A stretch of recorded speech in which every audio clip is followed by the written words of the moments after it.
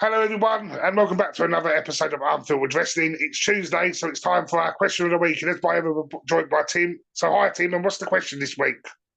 Hi, Lee. I've gone for something with news of a possible reforming of a tag team. I've decided to go, what was the strongest breakup and remaking of a single star from a tag team? Okay, that's quite an interesting question, because there's been lots of single stars that have had their moments, but people don't recognise it's come from tag team divisions. So that's quite a good point. So one that sort of comes to mind, because he's returned, Rusev Day. So when we had the tag team of Rusev and Adrian English. Yeah, no, I remember that tag team. Again, quite solid, but the problem is you always knew who the one star was in that tag team. Yeah, so obviously, so they did actually break up in 2018, and of course, Rusev was the breakout star, still going strong. Had his little stint in AEW. He's now come back to WWE, and hopefully, he's going to get another big push. My number one, or my big one, is, let's just get it out of the way, the Rockers and Shawn Michaels. In the 80s, I grew up with them as a tag team. They looked fantastic. They were energetic. They were something that you didn't know. And I remember watching those in the 80s thinking, oh, I wonder who's going to I wonder where they go. Are they going to be a tag team for the rest of their lives?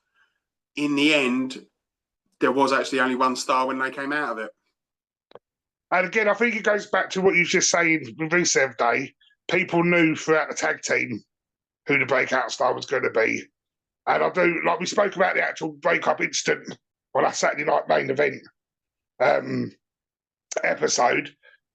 But I feel sorry for Marty in a way his career went compared to Shawn, because Shawn was a nightmare when he was a single bloke with the drug taking and all that stuff, but he was always meant to be protected, where Marty sort of was on that route and just sort of got put to the side. I think Marty was the harder partier. I think that's the reason why you look at what he can do. And Shawn was always prepared to, whilst he was a party animal, he also knew he needed to perform really well in the ring. There are stories out of them where the pair of them got so levered before a match, they get confused. Plus, as a good a tag team as they were, at times they didn't get along with each other. I think that's important to remember. They weren't friends all the time. Problem as well, again, with tag team, especially when one person sort of being more popular than the other, that can cause a divide in the friendships or the teamwork. And I definitely think, like you said, with the Rockers, that was definitely evident. So my next one is Enzo and Cass. And I just loved how you doing, and you can't teach that. Just the intro. I know we had that with the New Age Outlaws, but I think for the new era, these guys, just that intro alone, I was looking forward to Raw every week.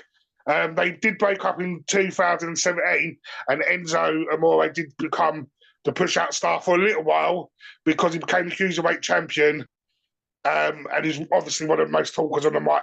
But again, he went on a self-sabotage mission that sort of brought his career down, and Cass sort of just flitted off into the background. It's another little man, big man tag team that worked when it really shouldn't. It's worth mentioning, while I would agree Enzo was the biggest star during that moment, if you look at it now,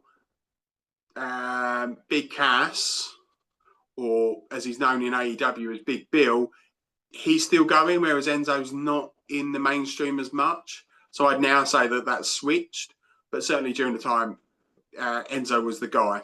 Who's your next one?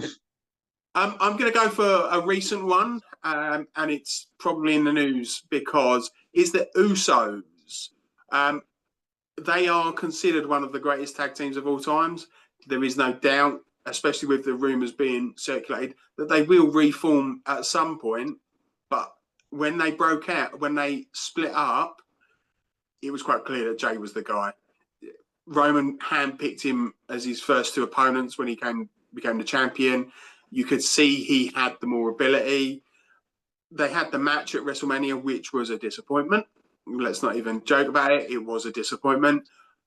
But Jay has definitely got the charisma to go that little bit further. And you can see by his world title run.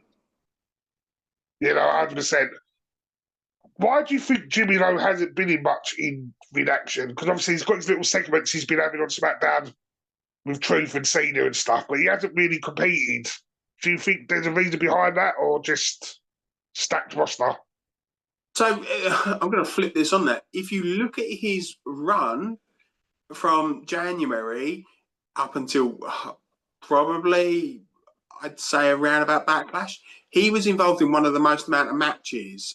I think he's done something like 16 matches this year on televised matches on television, which is a crazy amount. I think LA Knight's on 25 or 26, somewhere around that. But What Jimmy did? Jimmy's on 14. He's involved with so many matches. It's really good. I love this. But he's understood his role well, which is to put people over, to have manageable matches, and to try and tell a story. I just don't think he connects as well as Jay does with the crowd. I think that's the difference. Yeah, no, totally agree. And again, like you said, with the bloodline segments and stuff, Jay was being picked by Roman, obviously with the Sammy stuff and all that stuff. So, yeah. And I'm glad they gave Jay his little title run. And I do hope that they do reform the Usos because they are a great tag team together. Another one for me, it's not really a tag team as such, but it's more of a faction. So we're going to go for, I know we've got the Wyatt Six, but we're going to go for like the original Wyatt family. So that consisted of Bray Wyatt, Luke Harper, Eric Rowan, Braun Strowman. They broke up multiple times, but obviously throughout the whole thing, as we know, Bray was the standout star. And his WrestleMania match with John Cena, which I really enjoyed. I know a lot of people are up and down, but I just think the nostalgia route and the way him and John together, I thought it was very clever. Obviously, we had the Fun House. That introduced us to Alexa Bliss. That introduced us to The Fiend.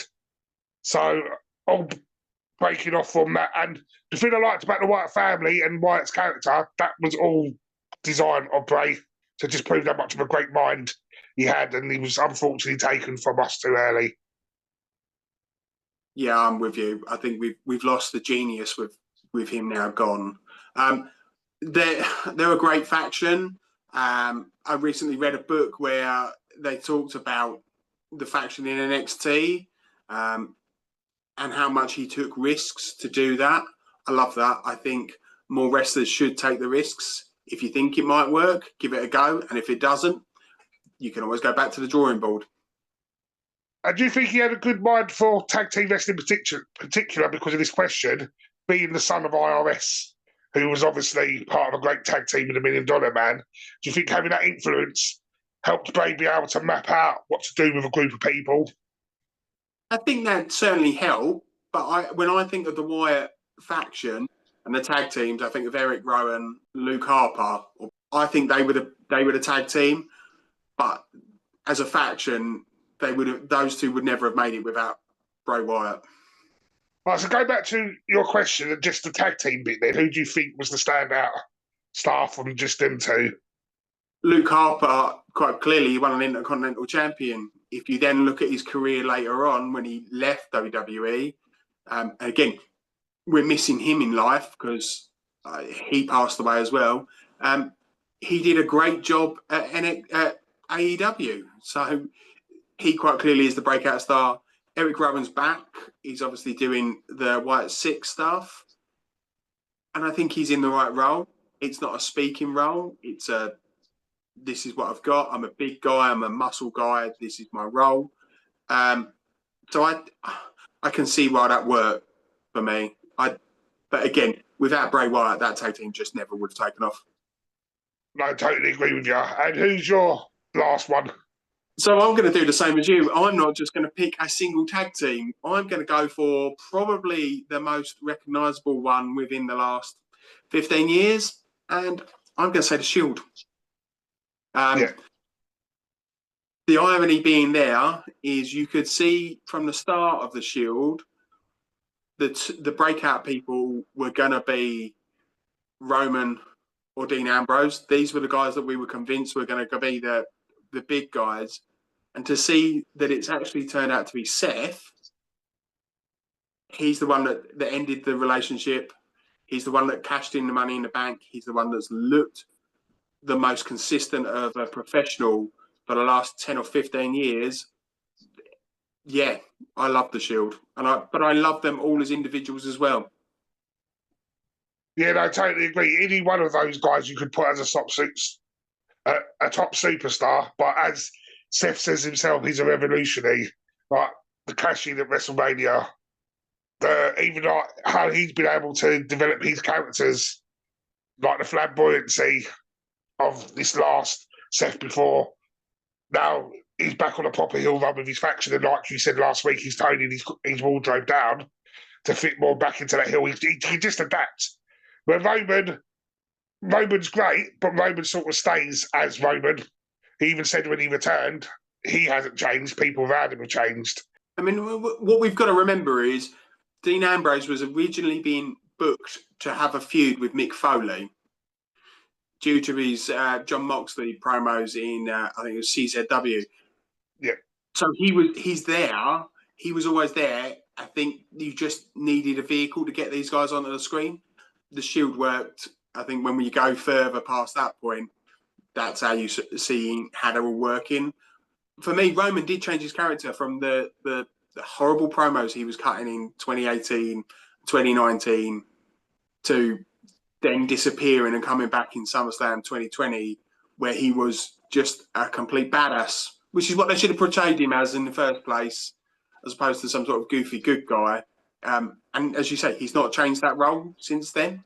But no, that was really good picks and a really interesting question. Like when you suggested that question, I'm thinking, hang on, not looked at it from that angle before. So I've enjoyed this episode. So thanks, Tim. And enjoy the rest of your day. And we will see you next week for the Raw and SmackDown review, where we will have a King of the Ring finalist and getting ready for Night of Champions. Yeah, I will see you the weekend.